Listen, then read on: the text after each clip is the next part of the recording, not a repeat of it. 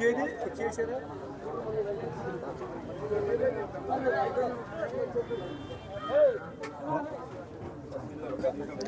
ఈరోజు వంటమిల్లి కుర్తివేని మండలాల్లో గతంలో నేను చేసిన అభివృద్ధి కార్యక్రమాలు ఏ విధంగా ఉన్నాయని చూడటానికి, మంచినీళ్ళు తాగటానికి కూడా లేవని చాలా గ్రామాలు చెబితే అవి చూడటానికని ఇవాళ తెలుగుదేశం జన సైనికులు అందరూ కలిసి రాగా మరి అనేక గ్రామాల నుంచి వచ్చారు. దగ్గర 200-300 మంది వచ్చారు.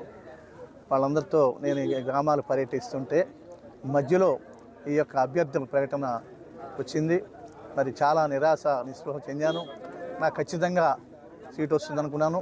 గతంలో చంద్రబాబు నాయుడు గారు 2019లో మీరు ఈసారి కాగండి, వచ్చేసారి ఎన్నికల్లో తప్పకుండా మీరు పోటీ చేస్తారు, మీకు అవకాశం కల్పిస్తాను అని ఆయన చెప్పారు. ఆయన మాట మీద ఆ రోజున, ఎందుకంటే 67 నుంచి కూడా మా కుటుంబం ప్రతి ఎన్నికల్లో గెలిచినా ఓడినా పోటీ చేశాం. మేము ఓడినప్పుడు కూడా 40-45 వేలు ఓటు వచ్చింది మాకు. ఆ విధంగా మేము ప్రతిసారి ఎన్నికల్లో ఉన్నాం. మొట్టమొదటిసారి చంద్రబాబు నాయుడు గారు చెప్పడం మూలంగా ఆ రోజు నాగాం ఎన్నికల్లో పోటీ చేయకుండా. మరి ఆయన మాట తప్పుతారని నేను అనుకోను. మరి మొన్న డినై చేశారు. ఈసారి కూడా టికెట్ ఇవ్వకపోతే 2 సార్లు టికెట్ ఇవ్వకపోయేసరికి ప్రజల్లో చాలా మరి నిస్పృహ ఆవేశం కలిగి చాలా బాధపడ్డారు. నేను కూడా చాలా బాధపడ్డాను. పవన్ కళ్యాణ్ గారికి కూడా ఈ విషయం నేను చెప్పాను నెల రోజుల కింద కలిసినప్పుడు. మరి ఎందుకు జరిగిందో ఏం జరిగిందో తెలియదు నాకు. నేను మరి వాళ్ళతో కూడా సంప్రదించి మరి వాళ్ళ ప్రజలందరూ కూడా చాలా ఆవేశంగా ఆందోళన చెందుతున్నారు. వాళ్ళ నిర్ణయాలకు కట్టుబడి ఉండవలసిన పరిస్థితి కూడా నాకు ఉంది.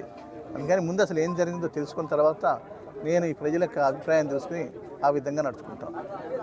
అయితే ఎందుకంటే నేను ఆ యొక్క ఇద్దరు నాయకుల అభిప్రాయం తెలుసుకోవాలి, మా ప్రజల అభిప్రాయం తెలుసుకోవాలి, నా అభిమానుల అభిప్రాయాలు తెలుసుకోవాలి. ఎందుకంటే గెలిచినా ఓడినా నేను చెప్పాను కదా 40,000-45 వేలు ఓటు వస్తుందని.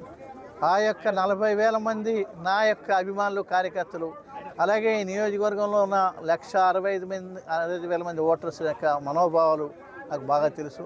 ఎందుకంటే ఈ నియోజకవర్గంలో ఓటు అడిగే హక్కు, ప్రతి గ్రామానికి వెళ్ళి ఓటు అడిగే హక్కు నాకే ఉంది.